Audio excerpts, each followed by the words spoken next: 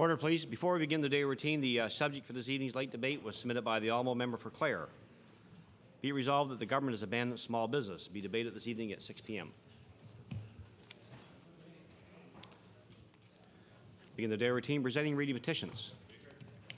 The honourable member for Preston. Mr. Speaker, on behalf of constituents from the Preston Eastern Shore area, I'd like to file a petition for the Canterbury Bridge, 36 signatures for a higher height requested. And I affixed my signature to it. Petition is tabled. The Honourable Minister of Justice. Thank you, Speaker. I beg leave to table a petition signed by 2,338 residents of the Truro area. The signatures include my own, and it's a bullying. It's a petition about bullying, and the operative clause is that all levels of government be urged to make changes to existing policies, programs, and laws to help put a stop to bullying. Table. Presenting reports of committees. Table reports, regulations, and other papers. Statements by ministers. Government notice the motion. Honourable Minister of Justice. Mr. Speaker, I hereby give notice that on a future day I shall move the adoption of the following resolution. Whereas we were all saddened by the passing of Mr. David McKinnon, Chief of the Halifax Regional Police Service, and whereas David McKinnon joined the Halifax Police in 1969 and since then has demonstrated exemplary leadership as Inspector, Superintendent, Deputy Chief, and Chief of Police, and whereas David McKinnon will be remembered across Canada for his devotion to law enforcement and to his community, therefore be resolved that all members of this House join in expressing condolences to the McKinnon family. Mr. Speaker, I request waiver of notice. Mr. Waiver, is it agreed? Agreed. All those in favour say aye. Contrary-minded, nay. Motion is carried.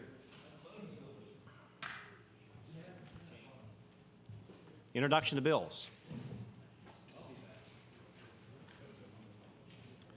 Notice of motion. The honourable member for Dartmouth North. Thank you, Mr. Speaker. I hereby give notice that on a future day I shall move the adoption of the following resolution.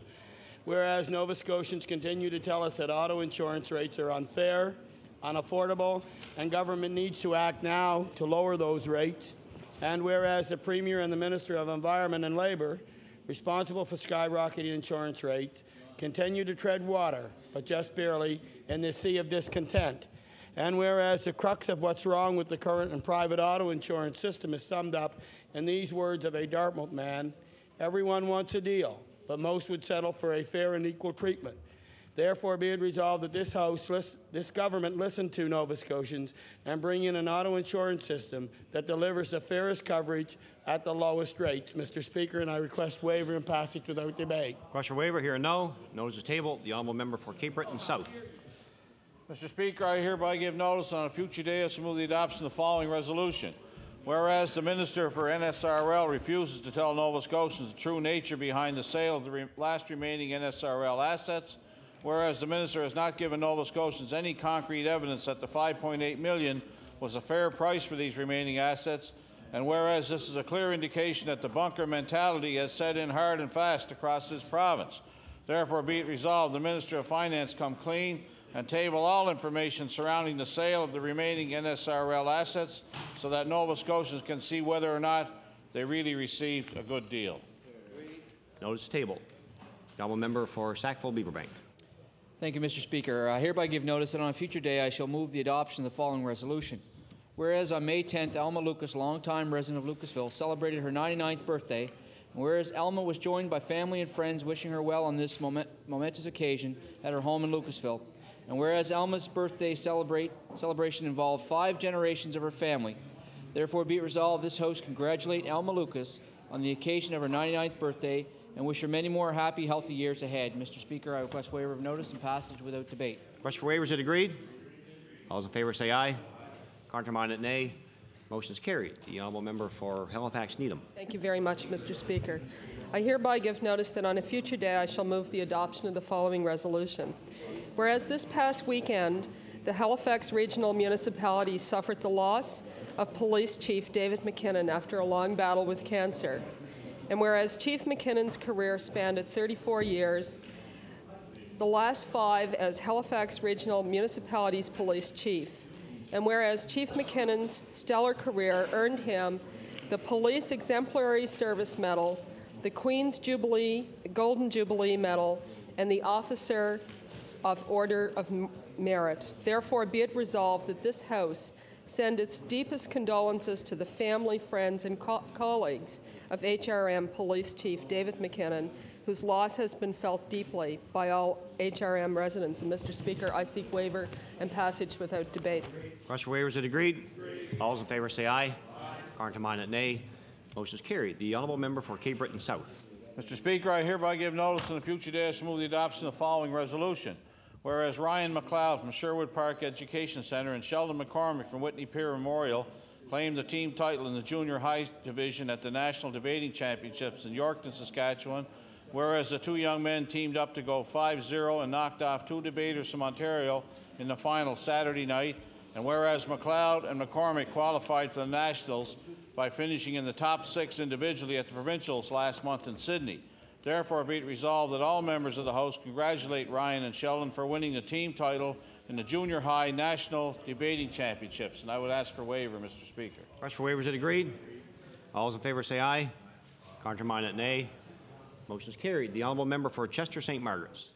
Mr. Speaker, I hereby give notice that at a future date I shall move the following adoption of the following resolution. Whereas the IOOF number 7714 Blandford Union Lodge has recently selected the new officers for the year, and whereas members of the Blandford Union Lodge were informed that Sister Diane Langley has become the new Noble Grand, and whereas the Blandford Union Lodge is an active group celebrating Easter with a great party filled with fun activities, and they also held a successful auction where funds raised were donated to a family who had lost their home in a fire. Therefore, be it resolved that all members of this House congratulate Sister Diane Langley in her new post as new Noble Grand, and best wishes to the Blandford Union Lodge for their thoughtful community events. Mr. Speaker, I waive notice. Request for waiver is agreed. All those in favour say aye. Contrary minded, nay. Motion is carried. The honourable member for Hants East. Thank you, Mr. Speaker. I hereby give notice that on a future day I shall move the adoption of the following resolution. Whereas volunteers give to the community that which is most precious, their free time, and whereas Mr. Blair W. McClellan has given up many of his weekends and evenings helping out with not only a multitude of organizations in the Walton area, but also many individuals who needed a walk or driveway shovel free of snow. And whereas Mr. McClellan was honored on April 30th in Upper Rawdon by the municipality of East Hants for over 30 years of volunteering his time, talents, and sweat for the improvement of people's lives in his area. Therefore, be it resolved that this House Assembly congratulate Blair W. McClellan of Walton on his recognition as an East Hants Volunteer of the Year and for his many years of unselfish dedication to his community. And, Mr. Speaker, I request waiver, notice, and passage to the oak debate. Waiver is agreed. All those in favour say aye. Contrary minded, nay. Motion is carried. The honourable member for Clare. Thank you, Mr. Thank you, Mr. Speaker. Mr. Speaker, I hereby give notice that on a future day I shall move the adoption of the following resolution. Whereas on Thursday, May 16, 2003, Mr. Gaston Comeau received the Prime Minister's Award for Teaching Excellence in Ottawa. And whereas Mr. Comeau was the only Nova Scotian and one of 16 teachers across Canada to receive this prestigious award, and whereas the Prime Minister's Award for Teaching Excellence honors teachers in all disciplines who provide students with the tools to become good citizens and to develop and grow as individuals. Therefore, it be resolved that all members of this House congratulate Mr. Gaston Comeau, a native of Metegan Centre, upon receipt of this award, and extend our appreciation to Mr. Comeau for the many contributions he has brought to the Grade 5 Middle French Immersion class at Bridgewater Elementary School. And, Mr. Speaker, I would ask for waiver, please. Request for waiver is agreed. All those in favour say aye. Contrary minded, nay. Motion is carried. The honourable member for Pictou East. Thank you, Mr. Speaker. I hereby give notice that on a future day I shall move the adoption of the following resolution. Whereas caregivers in Pictou County will be receiving some extra assistance thanks to Part 2 of a Family Caregivers of Pictou County project. And whereas with help of an advisory committee, the organization is arranging for volunteers to help caregivers in their day-to-day duties. And whereas the volunteers are already having a positive impact, showing that the money spent on the initiative has been well invested. Therefore, be it resolved that members of this House applaud all the volunteers who offered their services to lend a hand to the family caregivers of Pictou County, and thank all those involved in making this possible, and I seek waiver of notice. Request for waiver, is it agreed? All those in favor say aye. Countermanded nay. Motion is carried. The honourable member for Cape Breton Centre. Thank you, Mr. Speaker. I hereby give notice that on a future day I shall move the adoption of the following resolution. Whereas the Premier claimed yesterday that a tax-funded auto insurance system would have taken $200 million badly needed dollars since 1997 out of health care, education, and transportation. And whereas the Premier's contention shows a clear lack of understanding that driver-owned auto insurance is self-funded, and in Manitoba, Saskatchewan, and British Columbia, it has done this while delivering the fairest service at the lowest premiums in all of Canada. And whereas the Premier's assertion indicates not only is he wrong about the operation of driver-owned auto insurance, but that he has a clear ideological bias in favor of a privately run system that has no interest in delivering the fairest coverage at the lowest rates. Therefore, be it resolved, the Premier should be sincere enough to tell Nova Scotians that he has no intentions of introducing a driver-owned auto insurance system that can deliver the fairest coverage at the lowest rates. Aye. Notice table. The honourable member for Victoria. Thank you, Mr. Speaker. Mr. Speaker, I hereby give notice that on a future day I shall move the adoption of the following resolution. Whereas DNR Dance Limited / McDonald Dance Academy captured top honours at the Millennium Dance Festival in Halifax, May 7th to the 11th. And whereas the dancers, under the direction of Denise Jardine and Amy Gillen, returned home with 15 gold, 56 silver, and 39 bronze medals. And whereas individual honours went to Laurel Bennett and Kristen Ann MacDonald, who were rewarded scholarships for their jazz and tap solos respectively. Therefore, be it resolved that all members of this House congratulate all those involved at the DNR Dance Limited McDonald Dance Academy for capturing the top honours at the Millennium Dance Festival in Halifax. Mr. Speaker, I have for waiver and passage without debate. Agreed. All those in favour say aye. Countermanded nay. Motion is carried. Order, please. There's too much noise in the chamber. It's difficult for myself and the clerks to hear the speaker on the floor. The Honourable Minister of Natural Resources. Thank you, Mr. Speaker. Mr. Speaker, I hereby give notice on a future day I shall move the adoption of the following resolution. Whereas the Atlantic Writing Awards were handed out at a ceremony at Dartmouth's Alderney Landing Theatre with the John and Margaret Savage First Book Award, which celebrates their commitment to literacy and culture, being presented for the first time. And whereas Metro's Dan Falk received the award for his non-fiction work entitled Universe on a T-shirt, The Quest for the Theory of Everything, and whereas his account of the obscure theory of everything attempts to unify quantum theory with general relativity and earned him this honor and the accompanying $1,500 award. Therefore, be it resolved that all members of this House congratulate Dan Falk on the receipt of the inaugural John and Margaret Savage First Book Award and wish Mr. Falk and all award winners continued success in their literary endeavours. Mr. Speaker, I request waiver of notice and passage without debate. Request for waiver, is it agreed? All those in favour say aye. Aye. Countermanded nay. Motion is carried. The honourable member for Timberlea Prospect. Thank you, Mr. Speaker. I hereby give notice that on a future day I shall move the adoption of the following resolution. Whereas the Minister of Transportation stated in this House on April 9th past that, quote, I think every thinking person in the province recognizes that there's a problem with ATVs, end of quote. Whereas the ATV issue has been very much with us for the last 4 years of this government, but the minister just this session decided to hand it over to volunteer planning for an in-depth look at the issue, which will come back to this House in the fullness of time or after the next election. Whereas this weekend, Natural Resources, HRM Police, the RCMP launched Operation Safe Start to curb the illegal ATV activity, and at one checkpoint alone turned away 37 four-wheel ATVs, 2 homemade four-wheel ATVs, and 1 three-wheel ATV, as well as seizing more than 12 cases of beer. Therefore, be it resolved, this House congratulate Natural Resources, HRM Police, and the RCMP on their successful Operation Safe Start campaign against illegal ATV use. A good start after 4 years of inactivity by this ham government. I ask for waiver and passage without debate. No. Notice is tabled. The honourable member for Cape Breton Nova. Mr. Speaker, I hereby give notice that on a future day I shall move adoption of the following resolution.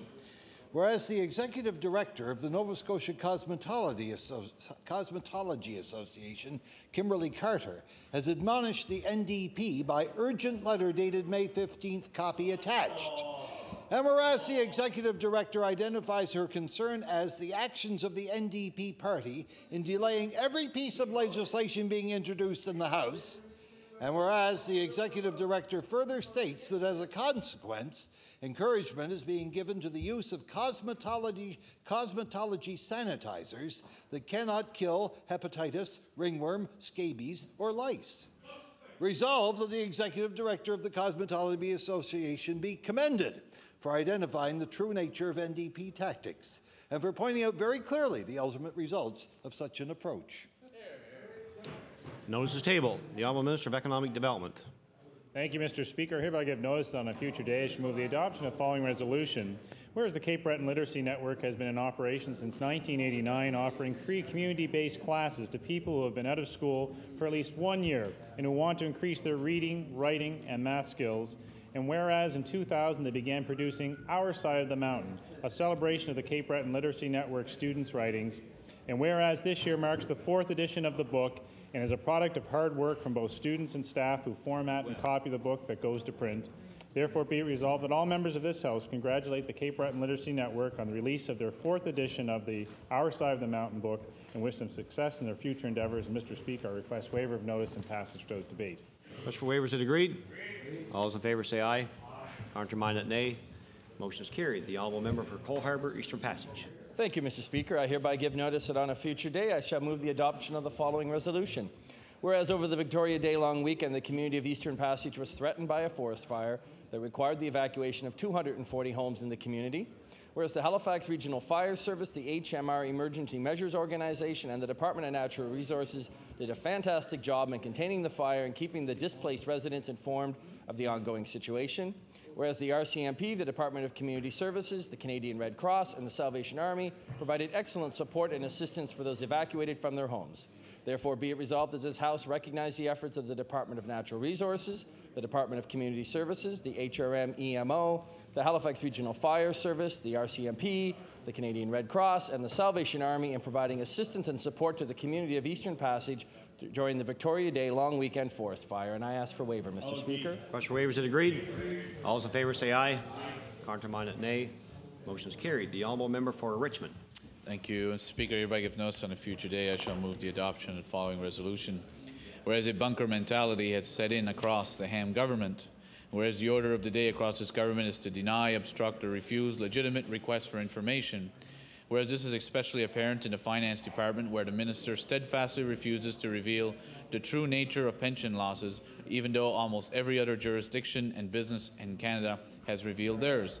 Therefore, be it resolved that this government be condemned for its bunker mentality, which begs the question, what are they hiding? Mr. Speaker, I ask for waiver of notice and passage without debate. Question for waivers, is it agreed? Here a no. Notice is tabled. The Honourable Minister of Justice. Mr. Speaker, I hereby give notice that on a future day I shall move the adoption of the following resolution. Whereas the 2007 Canada-wide Science Fair will be held at sites in Truro and Bible Hill, whereas the successful bid was made by a committee which included present and former teachers and administrators, a student, an official from the Department of Education, laypersons, and a university professor.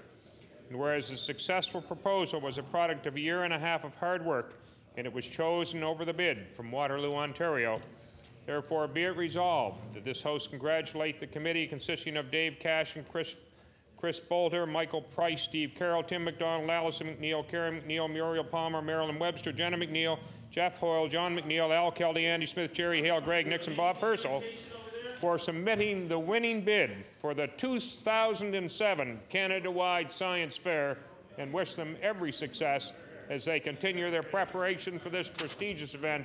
Mr. Speaker, I request waiver of notice. Waivers, is it agreed? All those in favour say aye. Counterminded, nay. The motion is carried. The honourable member for Glace Bay. Mr. Speaker, I hereby give notice that on a future day I shall move the adoption of the following resolution. Whereas the Nova Scotia Teachers Union has worked diligently to raise over $40,000 for Sabak, Afghanistan's return of learning, allowing the program to purchase school-in-a-box kits for Afghan children to return to school. And whereas 91 schools from across Nova Scotia have contributed to this worthy cause, not only helping 7,000 students and teachers in Afghanistan to attend school, but teaching our own students the importance of assisting those in need. And whereas in recognition of these efforts to rebuild the education system in Afghanistan, UNICEF has awarded the Nova Scotia Teachers Union with the UNICEF Canada Volunteer Service Award for 2003. Therefore, be it resolved, the members of this legislature congratulate Brian Forbes and the Nova Scotia Teachers Union for their tremendous efforts. Mr. Speaker, I ask for waiver of notice and passage without debate. Question for waiver, is it agreed? All those in favour say aye. Countermanded, nay. Motion is carried. The Honourable Minister of Community Services. And Mr. Speaker, I hereby give notice that on a future day I shall move the adoption of the following resolution. Whereas the Horton High School team has once again won the honour of representing Nova Scotia at the National Reach for the Top competition in Truro this weekend, and whereas team members Benjamin Mitchell, Jane Sponicle, Fraser Ash, Peter Krause, Ben Forsyth, and coach Lenny Camo are continuing the Horton High tradition of excellence. And whereas this represents an amazing fourth time in 7 years that the Horton High team has won the prestigious right to represent Nova Scotia at the Nationals, therefore be it resolved that all members of this House congratulate the students of Horton High for continuing the school's tradition of academic achievement and wish the team success at the Nationals. And Mr. Speaker, I request waiver. Request for waiver, is it agreed? All those in favour say aye. Countermanded, nay. Motion is carried.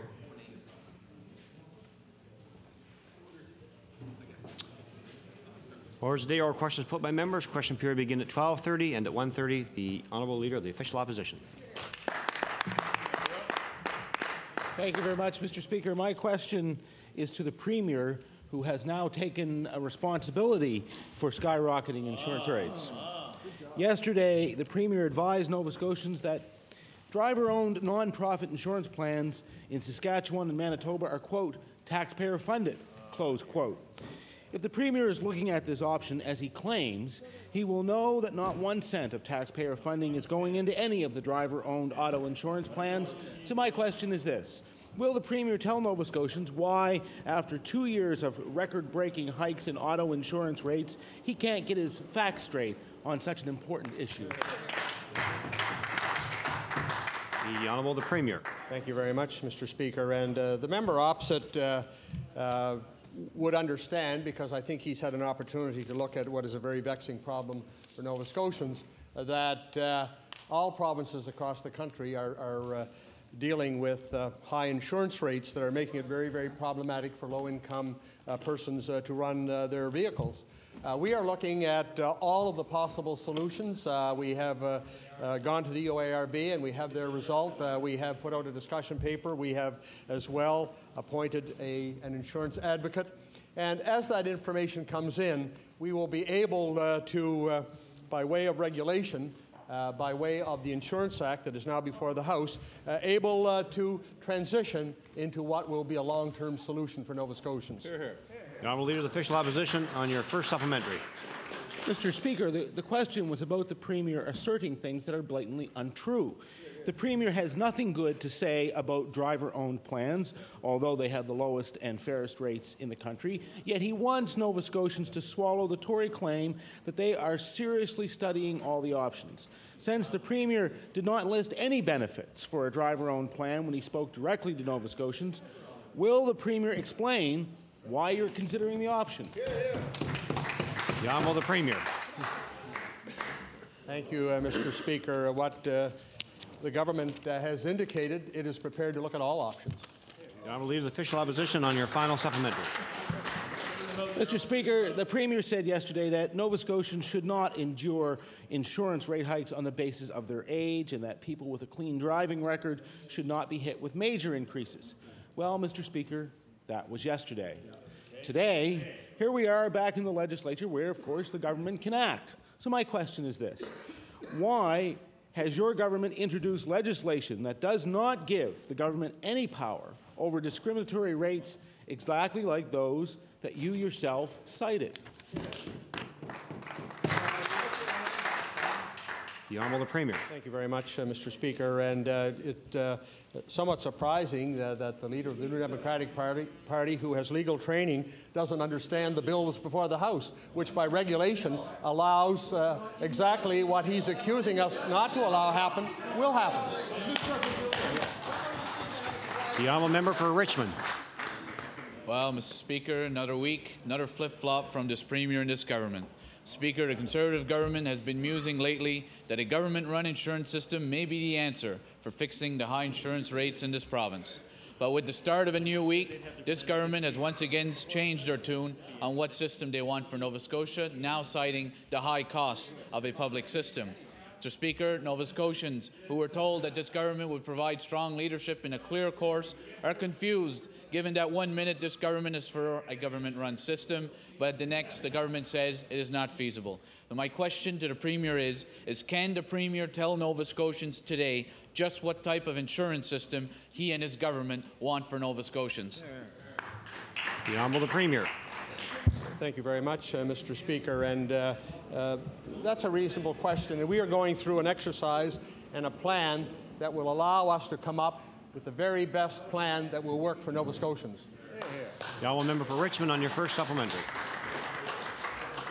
Well, Mr. Speaker, one day they have a plan, next day they're working on a plan. Stay tuned. Speaker, the Conservative government admits that a government-run insurance system will be extremely expensive to set up, costing the province and taxpayers millions of dollars. This government also admits that under a government-run insurance system, millions of dollars would not go to hospitals, schools, or roads in this province. Mr. Speaker, yet, as early as this week, the Premier continues to suggest that creating a government-run insurance system may be the answer. So my question again to the Premier, how can this government possibly be entertaining or advocating a government-run system when, under their argument, it would mean less hospitals, schools, and roads for Nova Scotians? The Honourable Premier. Thank you very much, Mr. Speaker. And one of the successes over the last 4 years of this government is that despite hard economic times, there have been more hospital services, there have been more school services, and there has been more attention paid to roads. And we'll work through this, Mr. Speaker, the way we've worked through things over the last 4 years, slowly and deliberately coming up finally with the best answer for all. The Honourable Member for Richmond on your final supplementary. Speaker, I think many Nova Scotians would use different words than slowly and deliberately to describe the government they've received from the Tories here in this province. Mr. Speaker, for several months, this government has stated that it has a plan for high insurance rates. 1 minute they have a plan, they're ready to table. Next minute the Premier says this is not a time to talk about a final solution for insurance. Now, once again, Mr. Speaker, the Premier appears ready to enunciate any plan that he thinks might get him re-elected. Mr. Speaker, even now members of government are stating they plan to talk with the three Atlantic premiers over the next several months to determine a possible solution to high insurance rates. Mr. Speaker, Nova Scotians were told they would have a strong government, a clear course, and strong leadership, which they've received nothing even close to. My question again is, with an expected provincial election just around the corner, will Nova Scotians know the full details of how the Tory party plans to address the high cost of insurance before they go to the polls? The Honourable Premier. Thank you very much, Mr. Speaker. And the member opposite seems to have identified a problem. What I don't hear coming from that member or any member of that caucus is any kind of a solution. When you're on this side of the House, Mr. Speaker, you deal with solutions, and we will formulate a solution. The Honourable Leader of the Official Opposition. Mr. Speaker, my question is again for the Premier, who has now taken responsibility for skyrocketing insurance rates. Mr. Speaker, contrary to the Premier's commentary yesterday, driver-owned plans include both tort and no-fault systems. Yet in criticizing them, the Premier said it was a disadvantage for an auto insurance plan, quote, to limit the right of injured drivers to make claims, close quote. Then he went on to say that his own government is considering, quote, tighter controls on the rights of drivers to make claims, close quotes. So I'd like to ask the Premier, can he tell drivers hit by skyrocketing insurance rates why his government's preferred solution is a limit on benefits, yet his own government calls it a disadvantage? The Honourable the Premier. Mr. Speaker, I refer that to the Minister responsible. Environment and Labour. Thank you. Thank you, Mr. Speaker. Mr. Speaker, the Honourable Leader of the Opposition keeps talking about driver-owned plans. I don't know of any driver-owned plans, but I do know of government-run insurance companies, which is entirely different from talking about drivers. Mr. Speaker, it's quite obvious that that honourable member over there doesn't understand that there's a tremendous insurance problem across this country that's not only just with automobiles, but it's with property, it's with liability. There's all kinds of problems with the insurance industry. Auto insurance is just one, and right now in Canada, we don't have the perfect solution, whether it is a government-owned solution or a privately owned system. The Honourable Leader of the Official Opposition on your first supplementary.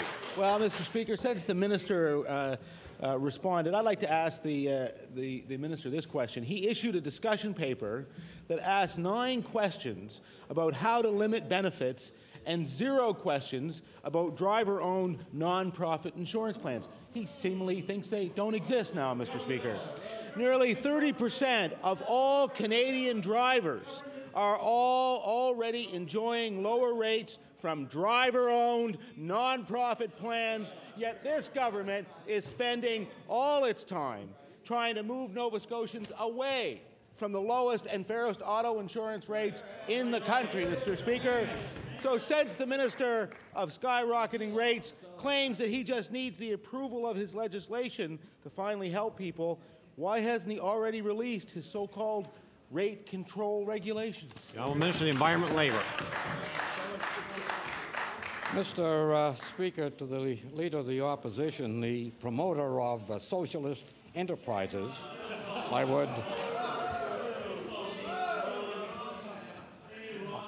would respond, Mr. Speaker, that within our document we do describe government-owned insurance systems, and if indeed the public want to bring that forth as a recommendation to government, they're welcome to do so. We've said that everything is open for the people to bring forward to this government to make a solution, Nova Scotian solution, to our insurance problems. The Honourable Leader of the Official Opposition on your final supplementary. You know, Mr. Speaker, every day we come in here, the rhetoric from the minister responsible for skyrocketing insurance rates gets higher and higher. You see, his government seems to think that it is clever to try and take both sides of an issue and to do it at the same time, to try and give yourself breathing room.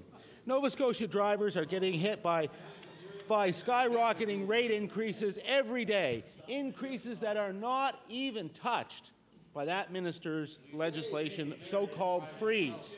They don't think that the government's talk is very clever. So I want to ask the minister, with respect to his plan, will the minister explain whether a limit on benefits is a disadvantage or an advantage, according to this famous Tory plan? Now the Minister of the Environment and Labour. Mr. Speaker, in response to the Leader of the Opposition, the promoter of socialistic solutions to all problems, I would like to respond, Mr. Speaker, that we do have a plan, and part of that plan is passing through this House the amendment to the Insurance Act, which will provide this government with regulatory authority to take action, Mr. Speaker. The Honourable Member for Glace Bay. Mr. Speaker, my question is for the Minister of Education. Mr. Speaker, this government says that education is its #1 priority. Mr. Speaker, the government's strategy is simply not working, and the proof, Mr. Speaker, is that if they had a properly implemented strategy, then teachers would not have to be digging into their own pockets to pay for supplies. Mr. Speaker, my question for the minister is, why are teachers in this province spending their own money on supplies when your government has clearly said that education is your #1 priority? The Honourable Minister of Education. Thank you very much, Mr. Speaker, and I thank the honourable member for the question. Mr. Speaker, we every year have added more money to the education budget in this province, and we will continue to add additional funds so that the needs of our students will be met on a continuing basis, Mr. Speaker. The honourable member for Glace Bay on your first supplementary. Mr. Speaker, the government is claiming to have a plan to address the needs of the educational system. We all know, Mr. Speaker, that it's not the case. They claim and they say that they're doing a great job, but, Mr. Speaker, the government has no qualms whatsoever about letting teachers pay for educational resources out of their own pocket. So, Mr. Speaker, my next question to the minister is, again, why is your government allowing teachers to pay for educational supplies when it is clearly the responsibility of your government to do that, Mr. Minister? The Honourable Minister of Education. Thank you very much, Mr. Speaker. And Mr. Speaker, the honourable member would know that throughout the course of my career in teaching, it was not uncommon for me to come to school with supplies that I had purchased on my own. And that, Mr. Speaker, is something that I did. The extent to which this is happening, Mr. Speaker, I'll be very interested to see the resolutions that are forthcoming from the NSTU with respect to this matter. The honourable member for Glace Bay on your final supplementary. So, Mr. Speaker, the Minister of Education says it's okay. Our teachers should be paying out of their own pockets for resources for our children. He did it. He did it. Why shouldn't every teacher be doing it? What a ridiculous comment, Mr. Speaker, in this day and age. Teachers help children who live in poverty. They have severe learning disabilities, who suffer from depression. This government is not doing enough for teachers in this province and for our children, Mr. Speaker. So my final question for the minister is, when is your government going to adequately fund our educational system so it's one which will help all of those who are involved properly educate our children, and that teachers will not have to use their own money to take care of our children? The Honourable Minister of Education. Thank you, Mr. Speaker. And Mr. Speaker, I can tell the honourable member opposite that we are committing funds to resources for our classrooms. We've added hundreds of thousands of new books, Mr. Speaker, 700,000 to be exact. Mr. Speaker, we're buying computers, we're buying math calculators for our classes, we're buying additional resources and providing science resources for our schools, Mr. Speaker. And the honourable member opposite, if he wants to look back at his record, will find that they left us with P3 and a mess when it comes to the education system of this province. The honourable member for Timberlea Prospect. Thank you, Mr. Speaker. My question through you is to the Minister of Education. No. The annual council of the Nova Scotia Teachers Union met over this past weekend, and they issued a press release calling for more resources for the public education system. Many important issues were raised in that release, but it's often the little things that paint the picture the clearest. Parent-teacher associations must now raise funds to help meet some of the most basic needs so our schools can just function on a daily basis. My question to the minister is, Mr. Minister, when will you recognize that our schools are struggling without the resources needed to provide quality education for our students? The Honourable Minister of Education. Thank you, Mr. Speaker. We are, in fact, Mr. Speaker, adding additional funds every year, and we have done so ever since we became government of this province. And as I just indicated in answer to a previous question, we are supplying 700,000. We've supplied 700,000 new books to our classrooms. We have supplied science materials, Mr. Speaker, which the honourable member objected to. We provide computers, calculators, Mr. Speaker, in our schools, and we will continue to add resources to our schools on a year-over-year basis. Now, member for Timberlea Prospect on your first supplementary.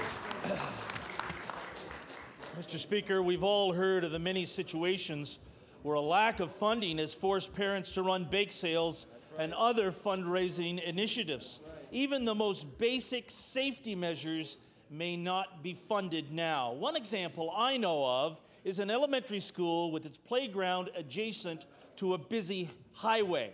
The school board has no funds for a fence to prevent children from darting out into traffic. Faced with this very real safety concern, parents have had to step in and raise the funds to build a fence adjacent to the school. Now, Mr. Minister, does your vision of our public school system include bake sales and flea markets as a means of funding needed safety infrastructure such as school fences? Right. The Honourable Minister of Education. Thank you, Mr. Speaker. Mr. Speaker, the fact of the matter is that since we formed government in this province, we have increased funding for our schools in the amount of $500 per student, Mr. Speaker, since we became government. Member for Timberlea Prospect, on your final supplementary. Mr. Speaker, I want to talk about a subject near and dear to my heart, physically active lifestyles for young people in our classrooms. PTAs have to buy basic supplies. Gymnasiums don't have the equipment. Phys ed teachers are actually buying sports gear.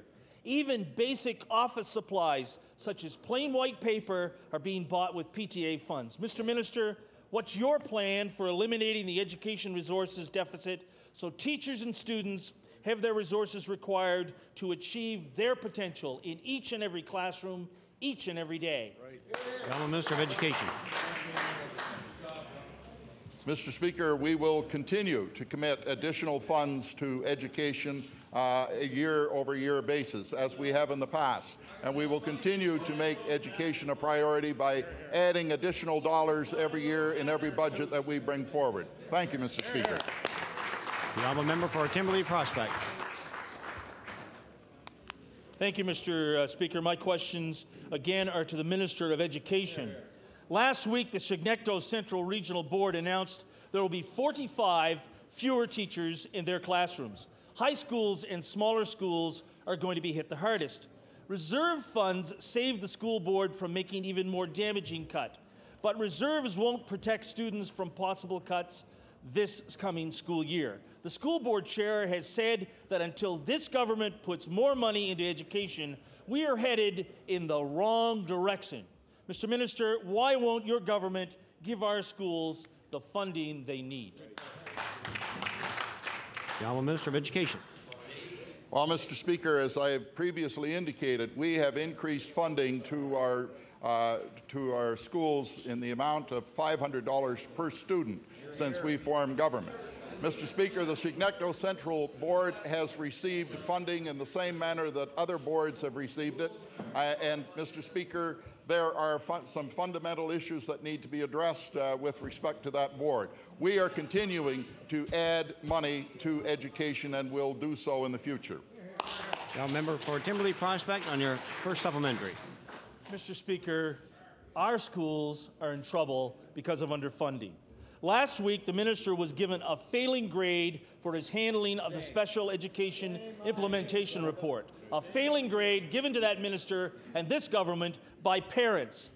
This followed news that the Cape Breton Victoria Regional School Board is being forced to cut 52 teaching positions. This board has had to increase its planned student-teacher ratio to keep with its balanced budget. Meanwhile, the Strait District Board is losing 15 staff positions. Minister, we have already learned that as many as 132 teaching positions could be lost in the upcoming school year. My question to the minister is, how does your government plan to improve our education system with fewer teachers? The Honourable Minister of Education. Mr. Speaker, the honourable member leaves out an important fact in the equation to which he refers. The fact of the matter is our enrollment is declining throughout this province. And despite that declining enrollment, Mr. Speaker, we are adding new money, additional money, to meet the priorities of this government, the priorities that are based on the basics of literature and computation. Mr. Speaker, we'll continue to fund those priorities. Now, Member Timberlea Prospect, on your final supplementary. Mr. Speaker, our education system is in trouble. not just in the urban HRM, but in rural Nova Scotia in particular. This government talks about improving the education system and then forces school boards to cut teaching positions. Classrooms in Cape Breton, in the Strait area, and in the Chignecto region are losing teachers. Minister, your government's funding formula is short-sighted, and in the end, it just hurts students. What will it take for your government to give our students the resources they need as we prepare for another school year in this province? The Honourable Minister of Education.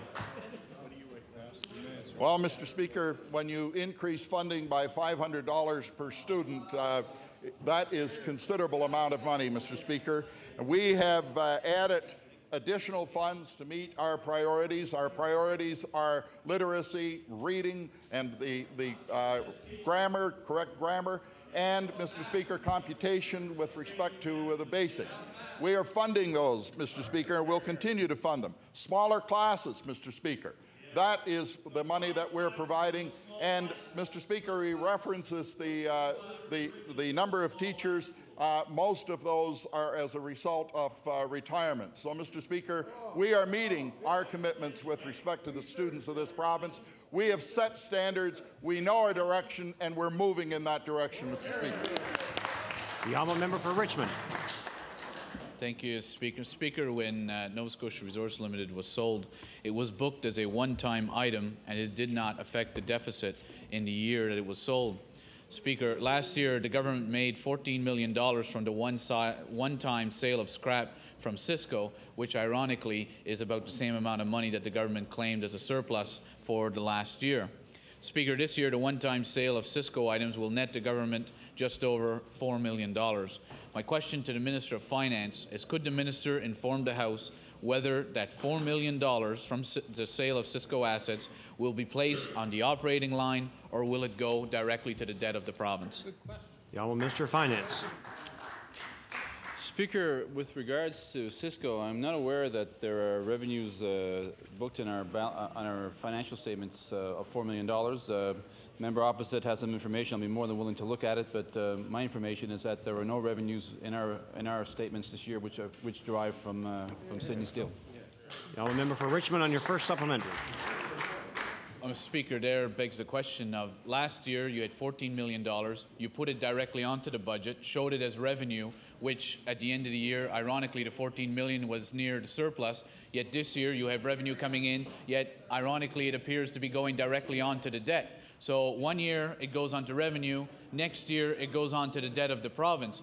It begs the question, Mr. Speaker, as to what sort of accounting principles are being used here. And when you ask the Minister of Finance a question, it's unfortunate he's be asking me for the information on his own budget, Mr. Speaker. That is the question being asked as to what accounting rules are being used here. One year the sale of assets is revenue, next year it is going on to the debt. So I ask the Minister again, why do you appear to be using different rules when it comes to the sale of assets of Cisco? One year it's revenue, next year it goes directly to the debt. Minister of Finance. Mr. Speaker, in my opening answer to the member opposite, I indicated that, to the best of my knowledge, there were no revenues in our statements this year that derived from Sydney Steel. The member opposite was the one who stated that there was. Obviously, he's been misinformed. And so the situation is that I at least gave him the courtesy of correcting his statement, and he's not done so, so I'll stand up and correct it. In regards of last year, Mr. Speaker, there was a sale of scrap. When the Sydney Steel was closed, there was a liability set up for the renovation of it. There was scrap on the grounds at that time, which had no value, Mr. Speaker. Subsequent to that event, the price of scrap did go up. And the fact of the matter is there were sales of scrap that was done to the extent of $14 million. And as those revenues were shown in last fiscal year, Mr. Speaker, that is the situation. There is not anticipated to be that circumstance this year. The member for Richmond on your final supplementary. Mr. Speaker, it simply begs the question. The sale of the assets Cisco this year will bring in just over $4 million. Where is that money gone? Or where is it being shown on the books? Is it on the operating line or is it on the debt? That's a very simple question, Mr. Speaker. I'm not the one who said that it was on the operating line. I asked the minister that. He indicates that he doesn't appear to know where that is actually being indicated. Mr. Speaker, Nova Scotians are asking more and more questions about the accuracy of this budget and whether this budget will stand up to scrutiny, especially on the fact the minister will not show the pension losses that have taken place in the public service or teachers' pensions. Therefore, I ask the Premier, the final supplementary, will the Premier today stand in his place and give his personal commitment that the budget tabled this spring by your government will in fact be balanced at the end of the fiscal year, as the Minister of Finance indicated? The Honourable the Premier. Thank you very much, Mr. Speaker, and I can confidently say that the balanced budget that we introduced a year ago was actually delivered after some tough management decisions throughout the intervening 12 months, and we will work in the same method in delivering the balanced budget that was tabled a few weeks ago. And I look forward to the opportunity, the electorate willing, to be able to come to the people of Nova Scotia a year from now saying, we did it again. The honourable member for Timberlea Prospect. Thank you, Mr. Speaker. My question through you is to the Minister of Transportation and Public Works. This minister is responsible for the management of public buildings. As the property owner and manager, the department has some responsibilities under the Occupational Health and Safety Act to inform tenants of hazards in the workplace. At the Central Services Building at 6176 Yonge Street in Halifax, some potentially serious air quality concerns have emerged. Testing has confirmed of harmful substances such as the mold Aspergillus fumigatus, phonetically spelt out here for me, incidentally. Will the minister advise this House as to what steps are being taken to ensure the health and safety of employees at the Central Services Building on Yonge Street? The Honourable Minister of Transportation and Public Works. Thank you very much for the question raised by the honourable member. No, yes, I think that may be a long while off. But in any event, the issue he raised is one about safety of staff at that building. I can assure you the department is obviously aware of the situation. Steps are being taken to test air quality, and steps will always be taken to make sure the health of employees is protected. Now, member for Timberlea Prospect on your first supplementary. Mr. Speaker, the Occupational Health and Safety Act protects worker safety by providing employees with some basic rights. These include the right to know and the right to participate.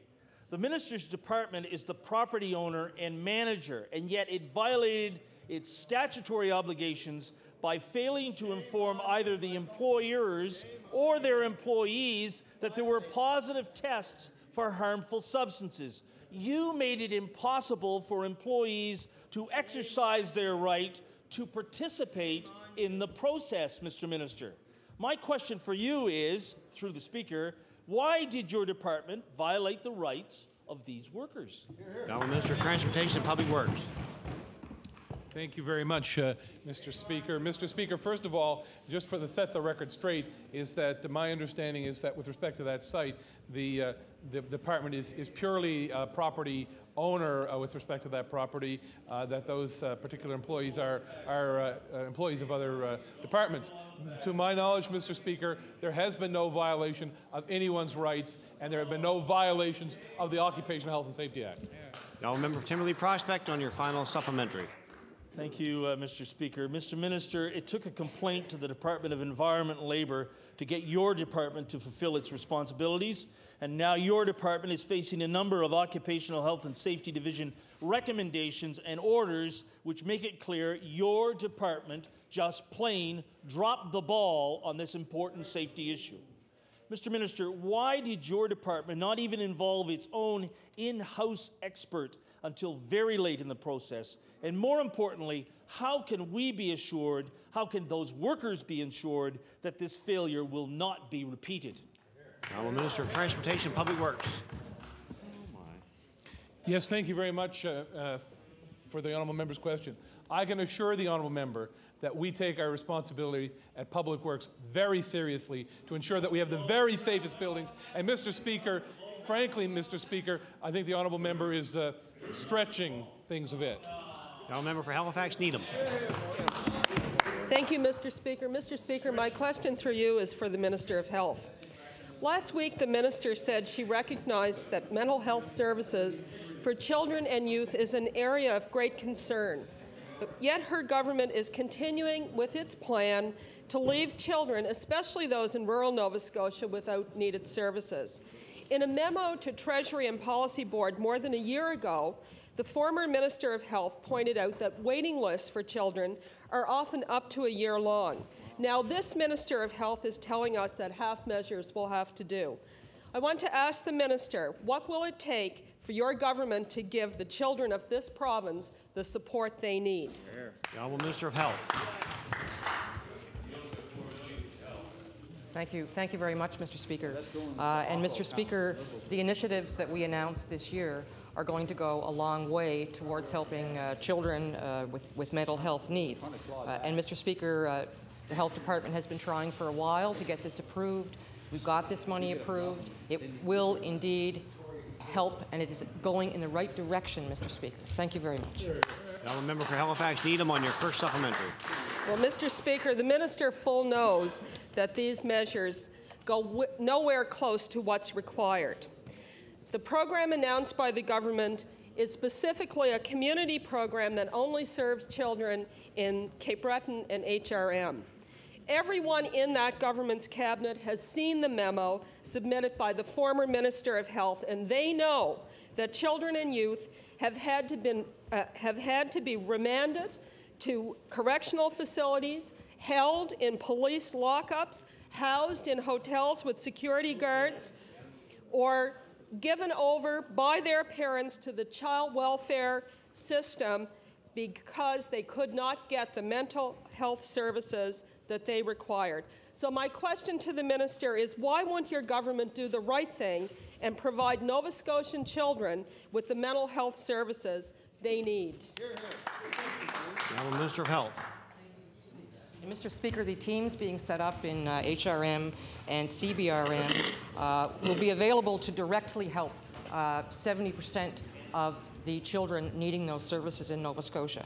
And Mr. Speaker, the lessons learned from these project teams will be able to be applied to the other 30% of the children who need our help. And Mr. Speaker, the most severe cases will also be eligible for the 12-bed unit that's going to be built here in Metro, and that is available to all children of the province who need it. Thank you much, Mr. Speaker. Member for Halifax Needham on your final supplementary. Well, Mr. Speaker, this government sends about 30 children and youth out of the province every year for help, yet they're only introducing a 12-bed facility. That's not really going to meet the demand, Mr. Speaker, and that's just for the people who need those kinds of an in-house program. Private mental health practitioners are being contracted at great expense because the department say they can't afford the staff they need. So I want to ask the minister, how much longer do the children of this province have to wait for your government to make their treatment, their health care needs a priority? The Honourable Minister of Health. Thank you very much, Mr. Speaker.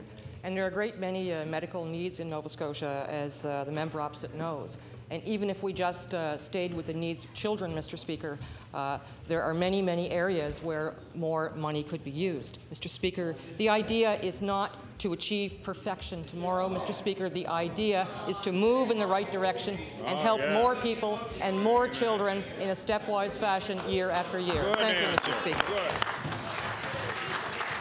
The honourable member for Dartmouth East. Thank you, Mr. Speaker. My question to the Minister of Health. And Mr. Speaker, much has been reported over the last several days on the status of recruitment and retention of certain allied health professionals, in particular radiological technologists. While the Minister of Health glossed over the issue last week by stating what training is available for the medical lab technologists, she was mixed up, Mr. Speaker. And in doing that, she said nothing about what she is doing in pending the shortage of X-ray technologists, despite the fact that they're being trained, these individuals are being trained right here in Halifax. My question simply to the minister, why has this minister and her government done absolutely nothing about recruiting and retaining X-ray technologists, despite the fact that 14% are due to retire in Nova Scotia next year? The Honourable Minister of Health. Thank you. Thank you very much, Mr. Speaker. And Mr. Speaker, there are many technologists at work here in Nova Scotia in at least 4 areas. And Mr. Speaker, again, this is an issue that we know to be real. It's medical lab technologists, radiation therapists, X-ray technologists. And Mr. Speaker, we are working at this, and the enrollment at the Dalhousie program is actually for next year. It's going to be at its maximum. Thank you very much, Mr. Speaker. Now, member for Dartmouth East on your first supplementary. Be that as it's may, Mr. Speaker, but today we learned that the X-ray technology student who graduates on Thursday, an actual gentleman, has been offered incentives from other provinces and the U.S.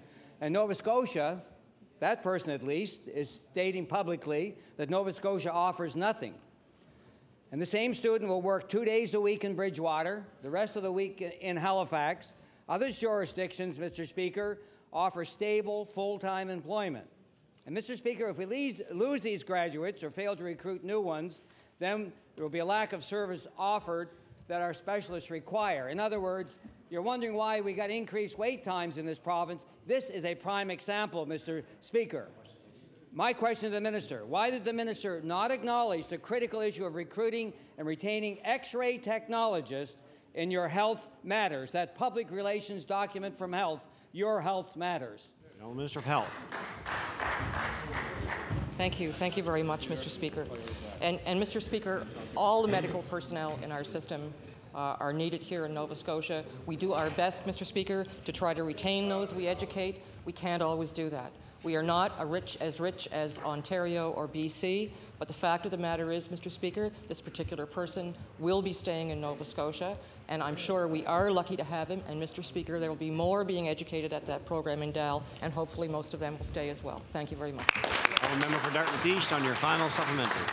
Mr. Speaker, we may not be a rich province, but it doesn't cost much to speak to these students. And that student has said that this government and this minister and her department have not spoken or offered them any incentive to stay, even encouragement to stay here.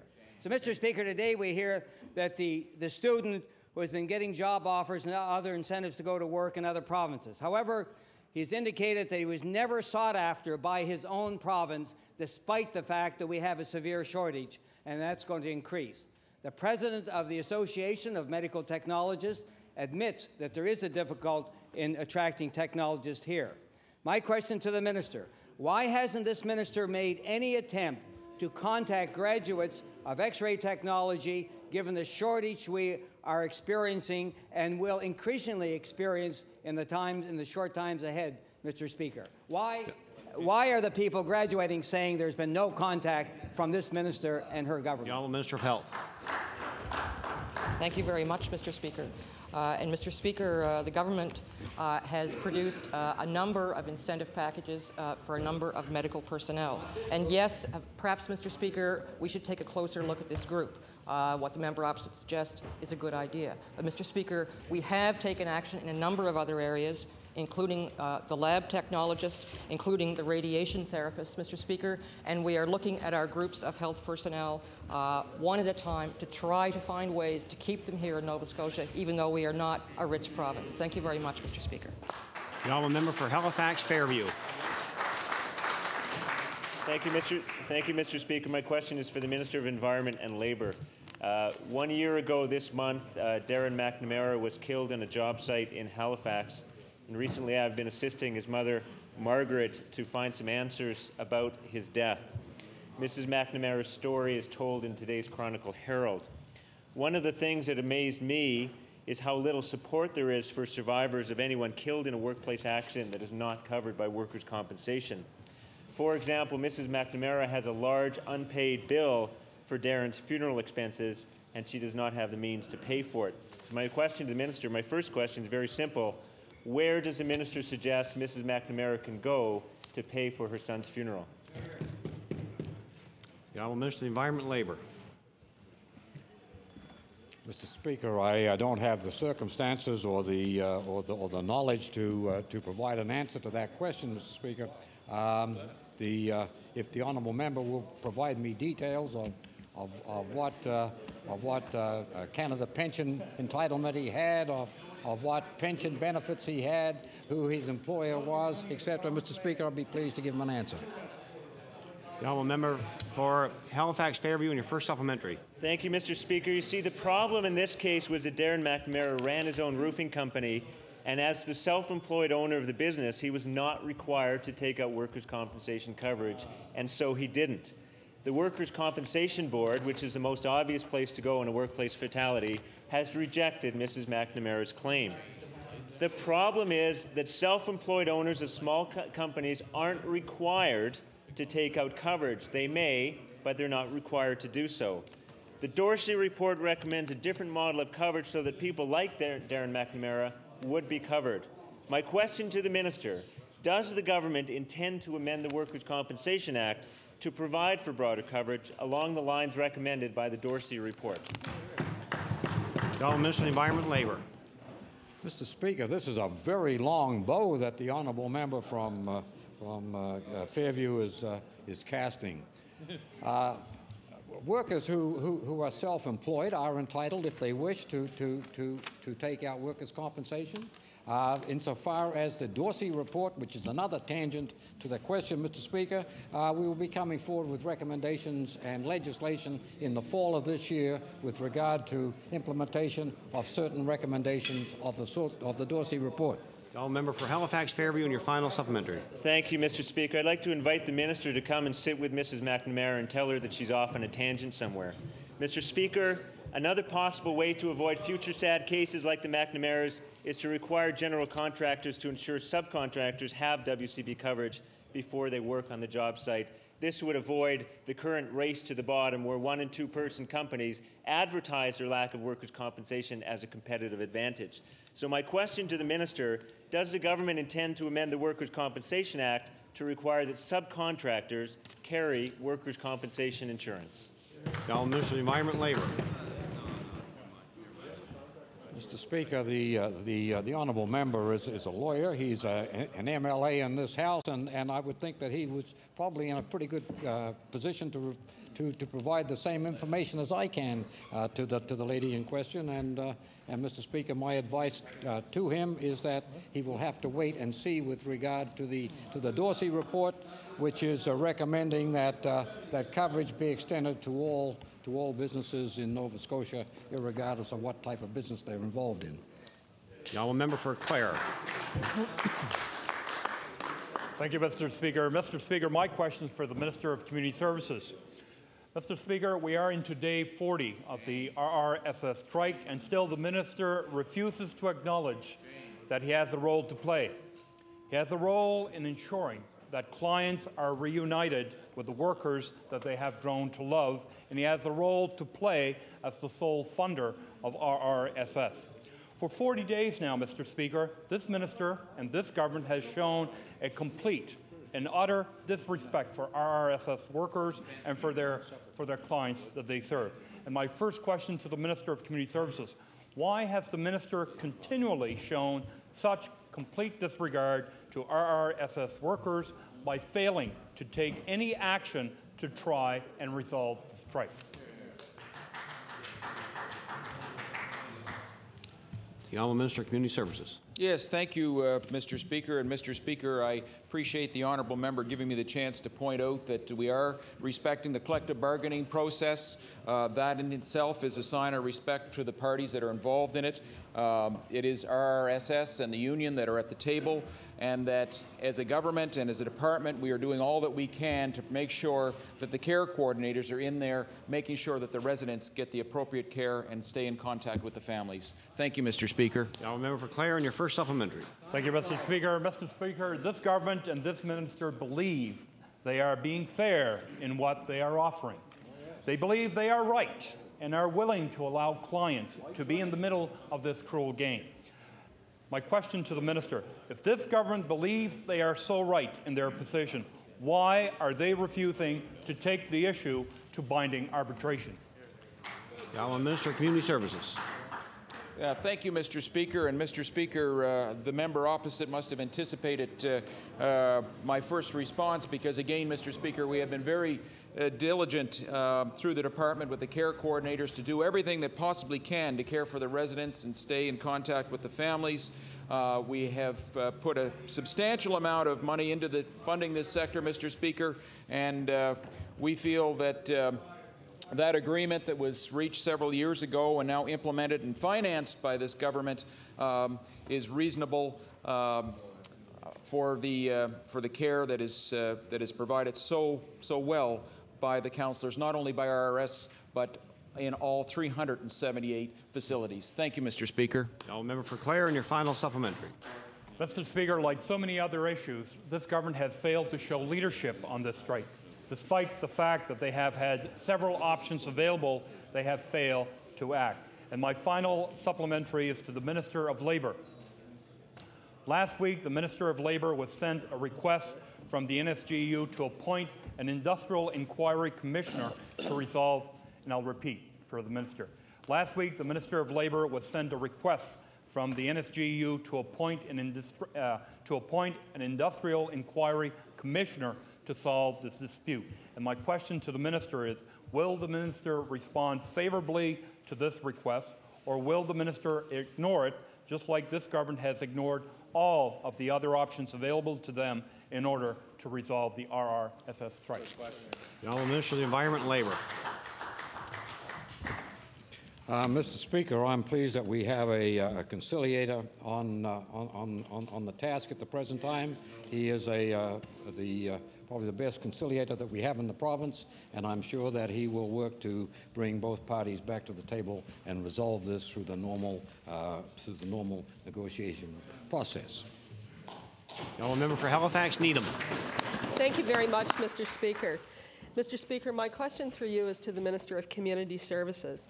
Mr. Speaker, Richmond Manor is a small 30-unit, 3-story housing complex for seniors and persons with disabilities in Halifax's North End.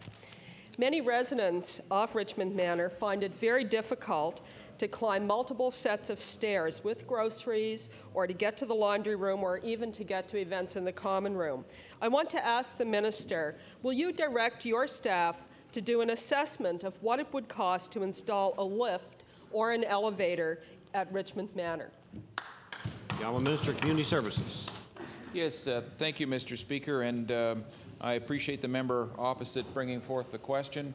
As a policy, the department tries to put seniors that have mobility problems or people with disabilities with mobility problems in either ground floor apartments or ones that have elevators or lifts. That's not always possible, and sometimes, Mr. Speaker, just with the passage of time, problems develop which make it more problematic. But in terms of looking at any particular facility, that is done on an ongoing basis, and there's no problem having the authority take a look at it to see if it's within the realm of possibility. Thank you, Mr. Speaker. Now, member for Halifax, Needham, on your first supplementary. Thank you, and I want to thank the Minister. Mr. Speaker, at least one resident of Richmond Manor, who will be 99 in December, is having a very difficult time negotiating the stairs in this building. And Mr. Speaker, Richmond Manor isn't the only 3-story seniors' home that has this particular problem. I know that Acadia Lodge North and South is in the same boat in terms of people in that housing complex with heart conditions, strokes, walkers, various forms of disabilities. So I want to ask the Minister, since the Department of Housing has been downgraded as a department into just a section of community services, could he please tell the legislature what the long-term assessment needs of seniors in these housing complexes is going to be in his department? How are they going to assess these needs? The Honourable Minister of Community Services. Mr. Speaker, it is part of the ongoing process of running the housing section, housing services section of community services, and in conjunction with the regional housing authorities to continuously assess what the wants and needs are out in the community and doing our best to meet them within the means that are available to us. Thank you, Mr. Speaker. Now, member for Halifax Needham on your final supplementary. Well, Mr. Speaker, I've been here for 5 years, and I and members of this caucus have been asking questions about the three-story seniors complexes for some time now, and we're not seeming to get through this government. They say they want to keep people in their own homes. Those units are their own homes, Mr. Speaker. So I want to ask the minister if he's prepared to take some action to ensure that the mobility of people in these three-story manors is addressed by the housing authority for whom he is responsible. Community Services. Yes, thank you, Mr. Speaker. As I mentioned in my opening response, this is something that is taken under consideration with the Housing Authority. They do try to place seniors or people with disabilities with mobility problems in ground floor apartments or ones with elevators or lifts or other measures to assist them. Again, with the passage of time, sometimes a person's condition deteriorates and requires a different level of service. The honourable member for Clare.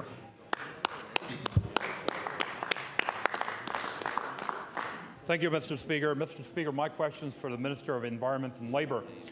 Mr. Speaker, we have recently heard and seen concerns of the environmental recyclers in this province.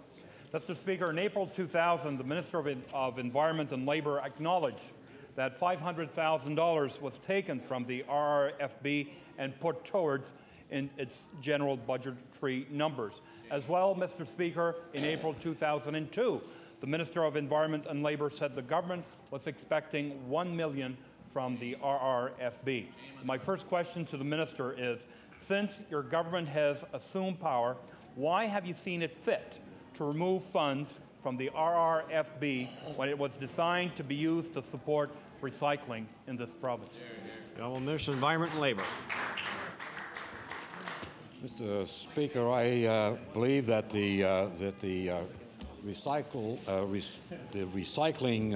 bill that came into this House when that minister was in government, when that member was in government, foresaw part of the revenue from the returnable materials going not only to the enviro depots, but also to education and to assist the expansion of the recyclable and recoverable campaign in this province. The honourable member for Clare, on your first supplementary. Mr. Speaker, I believe another reason why the recycling operators are so upset is because this minister has refused to get involved. Mr. Speaker, no wonder the minister won't get involved. His government is collecting a substantial amount of revenue from the RRFB. Mr. Speaker, this program started under the previous Liberal government and has been extremely successful. Mr. Speaker, I think it's safe to say that this program we're probably well known as world leaders in this industry.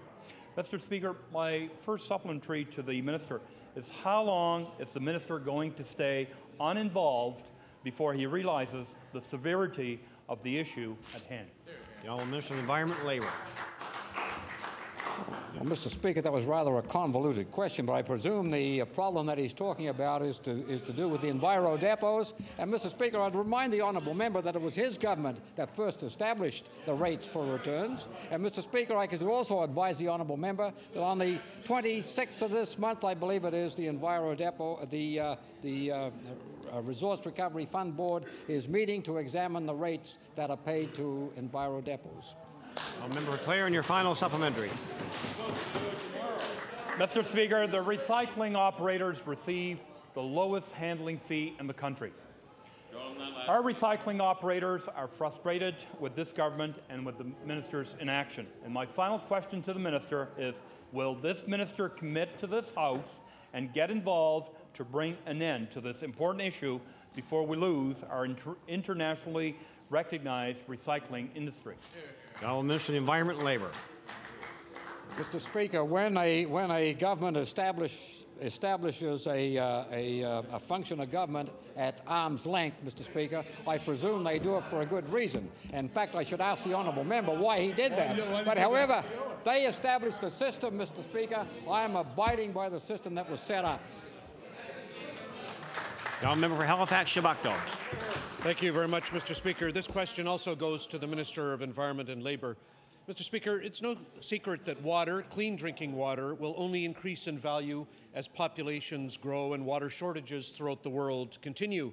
Yet this government continues to offer our water up at bargain room prices. For 1 million litres, the province charges companies like Sparkling Springs and Big 8 Beverages just $110. These companies, in return, make a hefty profit by charging $1 for 750 millilitres. That's quite a severe markup. My question to the Minister is this: why is your government so intent on giving our very valuable water away at these low prices? Minister of Environment and Labour. Mr. Speaker, we do not give the water away, and I would be rather surprised if the honourable member from Halifax, Shabukto, didn't understand what he actually said. He said that the water companies who are bottling this water are receiving $1 a bottle. That's the retail price, my friend. Now, member for Halifax, Shabukto, on your first supplementary.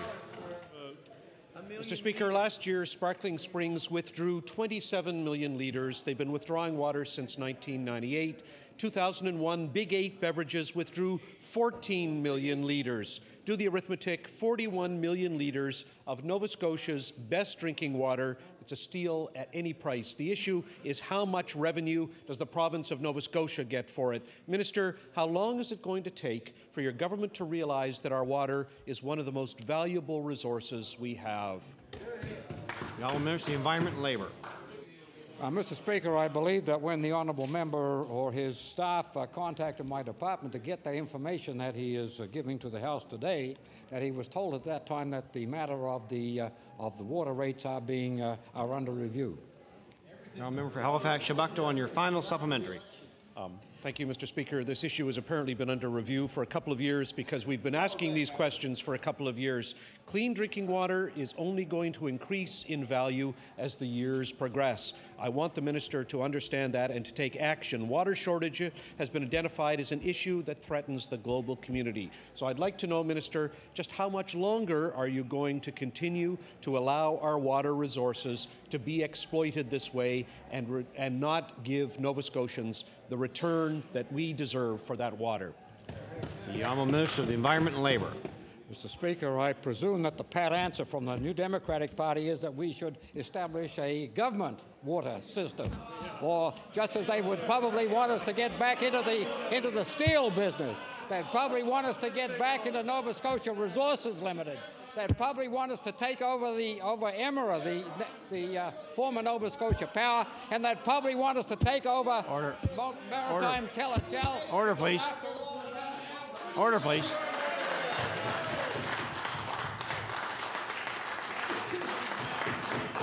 Time allotted for question period has expired. The Honourable Minister of Education on introduction. Thank you very much, Mr. Speaker. We have in the gallery with us today, Mr. Speaker, 3 young ladies who were accompanied by their dad. And their dad is Jeff McClatchy, and Jeff would be a friend of many members of the House. And he is accompanied today by his daughter, Abby, and Haley, and Anna. They're age 7, 8, and 5. And they, Mr. Speaker, are very, very good readers, and they're also very inquisitive. And they've recently been exposed to some symbols of our legislature, and that curiosity has drawn them here today. So, Mr. Speaker, would members of the House please join us in welcoming these young ladies and their dad.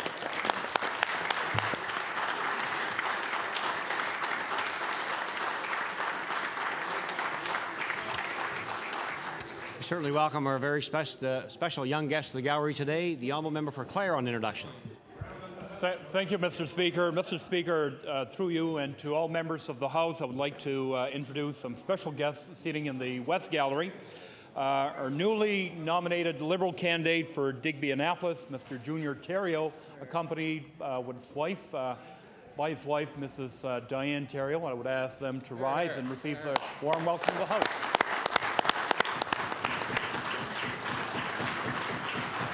Again, we certainly welcome our guests to the gallery today. Government business, the Honourable Government House Leader. He likes the gallery. Order, please. Government business. The Honourable Government House Leader. Please call the order of business public bills for second reading. Public bills for second reading. Mr. Speaker, would you please call Bill number 52, the Cosmetology Act? Bill number 52. Bill number 52.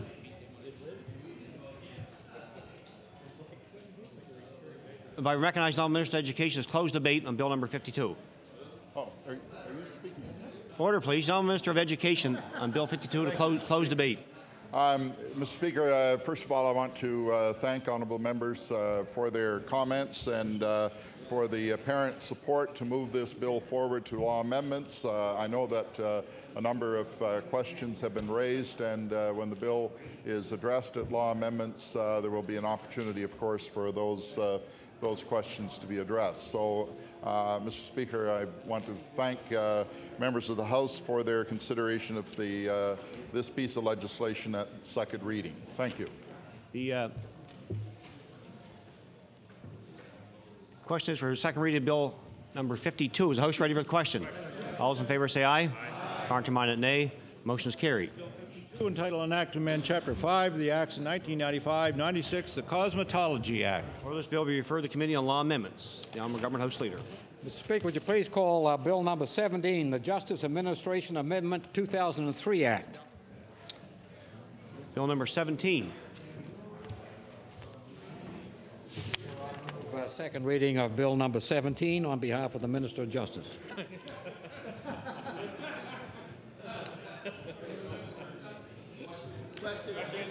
Order, please. The motion is for second reading of Bill number 17. Is the House ready for the question? All those in favour say aye.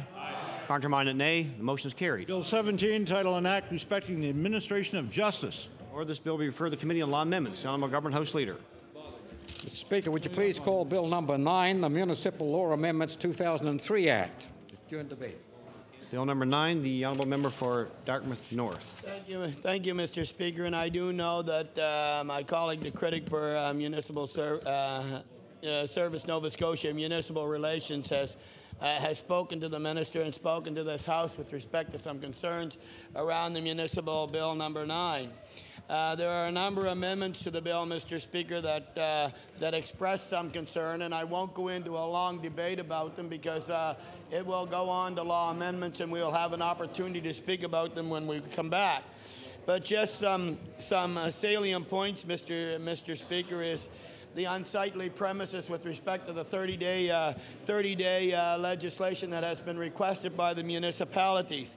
It has some subjective standards, and I know the Minister of Service Nova Scotia and Municipal Relations is very much aware of that. As a former member of municipal government and a former mayor for the town of Bedford, he certainly is very much aware of the unsightly premises bylaw which now exists within the municipalities and the concerns that they have, particularly around the 30-day notification and the time to shorten up that notification. There's also, Mr. Chairman, some concern around, in my particular view, with enumerators in municipal elections where the federal and provincial electors lists are going to be used. There may be a time lapse, Mr. Speaker, with respect to years, and maybe there had been a provincial election within a 2-year period, and those enumerator lists may not be up to date and up to specs. Order, please. Order, please. Ask the members to take their conversations outside, please. Young member for Dartmouth North has the floor. Thank you, Mr. Speaker. And this poses a concern simply because there are a number of parts within the municipalities, and the Minister is very much aware where there are multi-unit residential developments. And because of the transient population, it's often difficult to make sure that those individuals are on the enumerators list. And if, in fact, a federal or provincial election has occurred within that period of time of 2 years or more, then it's extremely difficult to make sure that those individuals are on the list. I would go so far as to ask the Minister to have a look at that particular section and to make some suggestions around speaking with the municipalities on what might be appropriate. It might be a year, it might be 2 years, but I'm sure the Minister will. Another issue is around non-conforming uses. And the minister is again aware of non-conforming uses. Those are uses that are normally grandfathered into a zoning application. And they're there simply because they were there before the application of zoning had taken place. But once the zoning moves out, or once the business no longer is in effect or doing business within the community, then it ceases to be a non-conforming use and not to revert back. And this piece of legislation, it allows the extension of that use, and I think that that would be an error. It would be simply wrong, and particularly around those individuals who have developed municipal planning strategies for their municipalities would certainly not favor the extension of non-conforming uses. Because after all, when we look at municipal planning and development, we do know that municipal planning and development devises zonings that are consistent with the neighborhood. And so I would certainly ask the minister to pay special attention to this particular clause.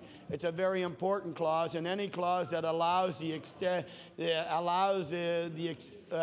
extension of a non-conforming use, an NCU, is certainly to the detriment of the community. And we don't need to elaborate on what those non-conforming uses may be.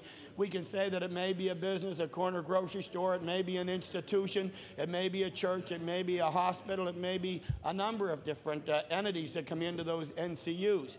But nonetheless, having said that, Mr. Speaker, I know that the former mayor and the minister now is very much aware of the abuse that non-conforming uses can take and the effect that it will have on the community. Another one is with respect to the restrictions of councillors on in-camera sessions. Many of us who've served in municipal government have often talked and spoke about in-camera sessions, and many of us had believed that there is no room for in-camera sessions, that as much should be made to the public through committee of the wholes or the setting of the council in order to bring issues forward. But there is some legitimacy with respect to needs that need to be discussed through an in-camera session, yet this piece of legislation doesn't specify.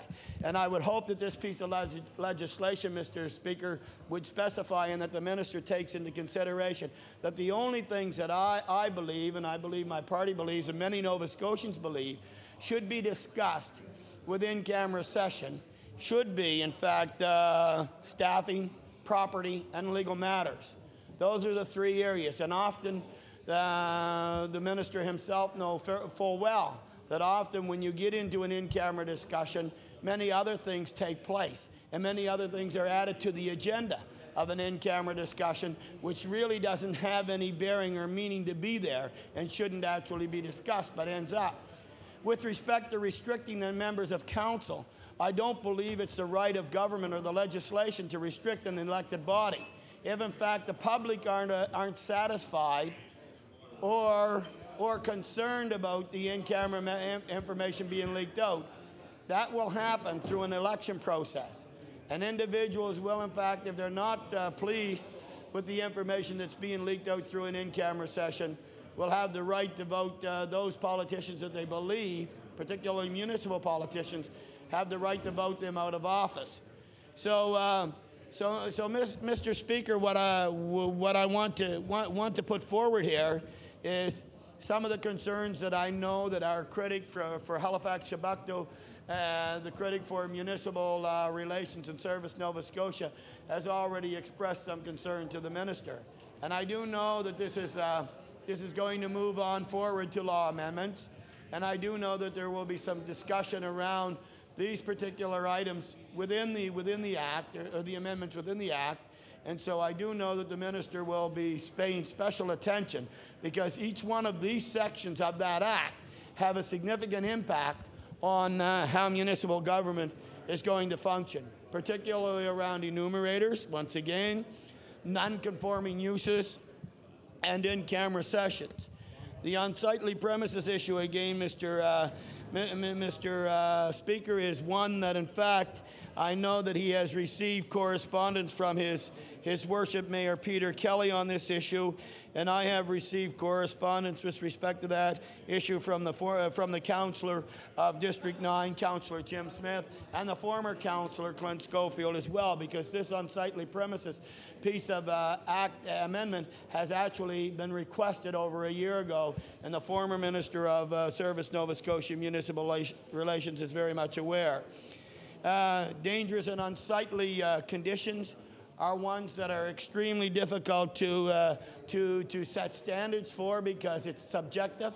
And if we look at the issue that occurred on Roby Street, and I forget the name of the property owner, but there were a number of buildings on Roby Street where the individual didn't get a development proposal, and he started painting some of his houses pink, purple, and all different colors, and it certainly presented an unsightly image to the residents in that community, and particularly around the tourists who came to the Holiday Inn in that area.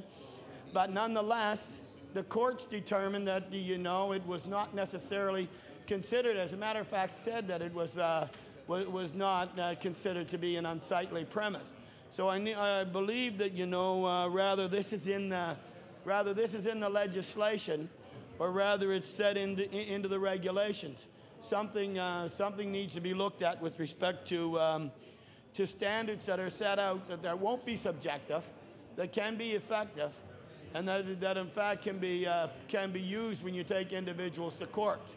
Because I know, particularly in the area that I represent, that there are many unsightly premises, and we've been trying to get an enforcement on this by the bylaw enforcement officers of the municipalities and so on. And all municipalities have this particular problem, Mr. Speaker. What happens is they give the 30-day notification. The landlord and the property owner, I shouldn't say the landlord, but many cases they are landlords and absentee landlords. You have to search them out. You have to identify them. Some of them are numbered companies. You have to go through this whole process, and a 30-day process takes place. And at the end of the day, there's another issue that has to be warranted out again, and it could take 2 or 3 months because of an inability to locate the individual, the inability to make sure that the bylaw will stand up in the court when you take the individual to court, and the fines somewhat are somewhat rather lenient. So having said this with respect to the unsightly premises, I would hope that the minister will certainly look at making sure there are teeth into the unsightly premises legislation, the amendment to the Municipal Act that's going to take place, because after all, it will deal with a whole number of what we term slum landlords, or property owners that certainly don't look after their property and keep their property up to specs, and one that causes a tremendous grief to the municipality with respect to addressing that sort of an area. And I know it doesn't only happen in the area that I represent, Mr. Speaker, but it happens in all throughout the HRM. To name some areas might very well be Dartmouth, Halifax, Spryfield, other areas, just to name a few. And I don't want to go into pinpointing or naming particular areas within the HRM that would be affected by that, but it would certainly make their job much easier. So, Mr. Speaker, having made my points, and I do know the honourable member from Halifax-Chebucto has made his points known as well, and that he's made the points known on behalf of our party with respect to the amendments to the Municipal Government Act. I must say that the Municipal Government Act is an act that's only a new act that's only a few years old. As a matter of fact, I believe it came into effect in April of 2000. So actually, the Municipal Act is a little more than 3 years old. And the Municipal Act has been amended before this House at least during 3 sessions of the Legislative Assembly that I sat in. And I know that it will be continuous, that there will be a need to continuously amend the Act from time to time. So having said that, and not delaying this Bill 9 Bill 9 that's before the legislature, and I will certainly wait until it crosses this floor, Mr. Speaker, and goes into law amendments, and wait for it to come back to this floor again and find out just exactly what the amendments have been taking place, and if any of the suggestions that we have brought forward to the minister has made change. Some of them are very important, so once again, Mr. Speaker, I will await and wait for it to come back from law amendments before I discuss it much further. Thank you. The honourable member for Clare. Thank you, Mr. Speaker. Mr. Speaker, I'm pleased to rise and say a few words on behalf of our caucus on Bill number 9 to amend the Municipal Governments Act. Mr. Speaker, this legislation appears to address some of the concerns that were brought forward by the municipalities in this province. Mr. Speaker, the very people who are affected by this legislation are the same people asking for the changes that's before us in this bill. So, Mr. Speaker, how can you disagree with the municipalities who are asking for these changes in the first place? Mr. Speaker, while much of what is in this bill appeared to correct, clarify, or change some of the provision in various acts affecting our municipalities, there is one provision that has some people concerned. And, Mr. Speaker, that's clause number 50. Clause number 50 provides that a councillor or employee of a municipality who releases information from a private meeting will be responsible for any loss or personal profit arising from the release of that information. Mr. Speaker, at a first blush, it makes sense, given that many meetings are held to discuss legal issues, land issues, or personal problems. It would seem that it would be reasonable that those aspects should be kept secret or private. There is some concern on the harsh penalty imposed, and there is some concern that employees who feel that there is something amiss will not come forward. The amendment would make councillors and municipal employees liable if they leak details from a secret meeting or an in-camera session. We can be sure that even among municipal units, there is some discussions on whether that provision should be included. Mr. Speaker, we have seen in the Chronicle on April the 2nd, 2003, Kelly in favour of outlawing loose lips at secret meetings, and Morgan disagrees. Well, again, Mr. Speaker, here we have the mayor of the Halifax Regional Municipality in favour of this amendment, and at the same time, we have the mayor from the Cape Breton Regional Municipality, John Morgan, which is not in favour of this proposed amendment.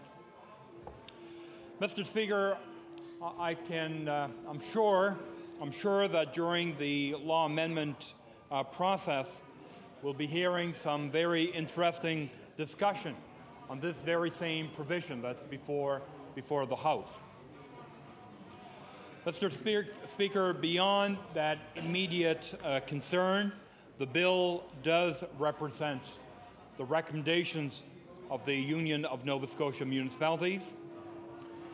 We could talk well of how the government is ignoring some interest of the municipalities, the contributions, Mr. Speaker, that municipalities are making to education, and how municipalities will deal with those increases this year.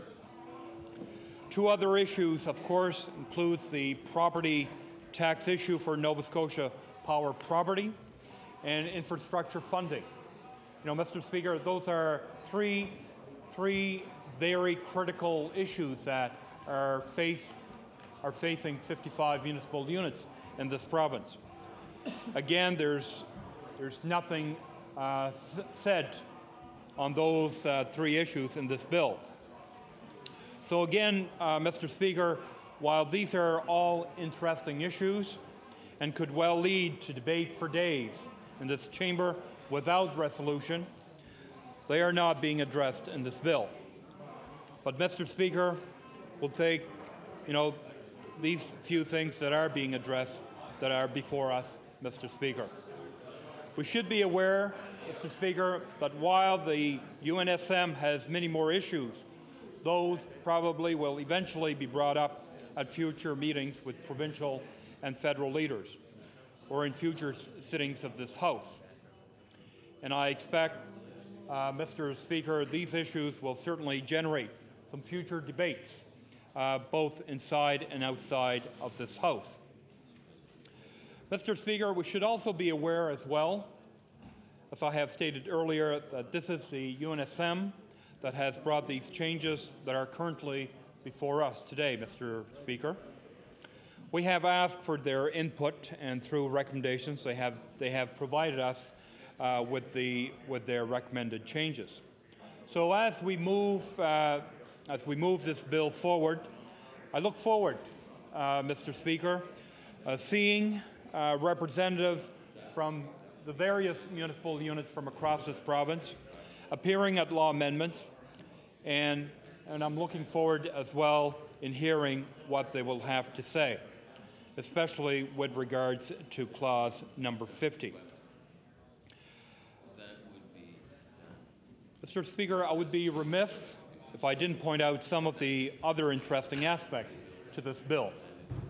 There are some changes to the Municipal Elections Act that will remove the restrictions on political campaigning in apartment buildings, which is a good thing. Indeed, living in a democratic country, it only seems reasonable to allow a candidate to enter an apartment building during reasonable hours for the purpose of lawfully campaigning, just as it is to allow a tenant to display election posters on the premises. Another change is welcome too, requiring accessible polling station is another one, Mr. Speaker.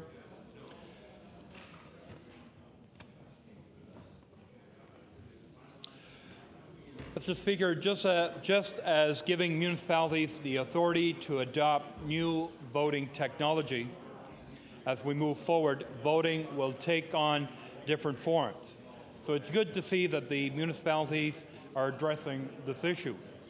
So, Mr. Speaker, in closing, our caucus will be supporting this bill to go through second reading and allow this bill to then move to the Law Amendments Committee, to allow the public, to allow representatives from the 55 municipal units, if they so wish, to allow the Union of Nova Scotia Municipalities to come forward to law amendments and speak on this bill. So with those few words, Mr. Speaker, I will take my place and wait to see what other representatives will have to say on this bill. Thank you, Mr. Speaker.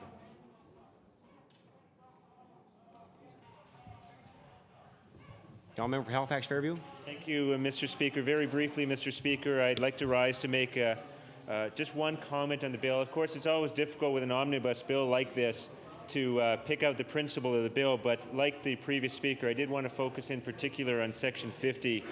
While I understand the idea behind this, that we don't want councillors running around releasing information from closed-door meetings, it seems to me that imposing personal legal liability on them is not the right way to go about it. We could perhaps consider other kinds of penalties, even up to and including removing them from office, but imposing personal financial liability on a councillor is not, I think, the right way to go. I can't think of any other law where councillors take on personal financial liability.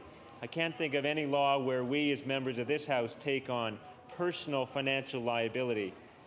And I'm not sure why we would want, as a legislature, we would want to impose that on municipal councillors. The real problem here is not the councillor who goes out and gains financially from releasing information from a closed-door meeting. I don't think any of us have any sympathy for that. But the councillor said if this particular provision passes, that they'll be personally liable if the municipality has lost money as a result of their action. And what's going to happen here is we're going to create a huge kind of chill, a chill where councillors are afraid to speak or say anything. There needs to be some room in a democratic society for whistleblowers, for people who see a wrong thing being done, an illegal thing being done, and going forward with it without the threat of personal financial liability hanging over their head. And I think we're kidding ourselves, Mr. Speaker, if we think that no councillor, no council in Nova Scotia, no mayor in Nova Scotia is capable of misusing this particular provision by even holding the threat of a lawsuit. Because let's remember, as a lawyer, I know that sometimes just as much as a lawsuit itself, it's the threat of a lawsuit that provides the chilling effect. The idea that somebody, even though they're acting in good faith and turns out that they're vindicated in the long run, they have to go through the time and expense of defending themselves against a lawsuit, however much merit that it may or may not have. This is not the way to deal with a serious issue. And as this bill moves through the rest of the stages, I would very much commend to the attention of the Minister the idea that we consider other ways of dealing with the problem of information released from closed-door meetings. Imposing personal financial liability on councillors, I'm afraid, is not the way to do that. With those thoughts, Mr. Speaker, I look forward to dealing with this bill at future stages. Recognize the Honourable Minister of Community Services to close debate on Bill number 9. The Honourable Minister of Community Services. I'm sorry, Minister of the members for Relations. Service Nova Scotia. Mr. Speaker, I do want to thank the honourable members for their participation from Halifax, Chebucto, Dartmouth North, Halifax, Fairview, and Clare. We've made note of those issues that they raised. I did have a discussion with the member from Halifax, Chebucto to provide some more information. The member from Clare indicated these are recommendations from the UNSM, and indeed they are. And when I spoke to the executive at their workshop in Celtic on Friday, I indicated that there might be some amendments coming where they favorably disposed to those, and they said they would have a look at them. But I suspect we will hear people speaking to these at law amendments. So with that comments, Mr. Speaker, I move second reading of Bill number 9. Motion is for second reading of Bill number 9. Is the House ready for the question? All those in favour say aye. Aye. Counterminded, nay. Motion is carried. Bill 9, Title and Act Amend Chapter 300 of the Revised Statutes 1989, the Municipal Elections Act, Chapter 18 of the Acts of 1998, the Municipal Government Act, and Chapter 302 of the Revised Statutes 1989, the Municipal Grants Act.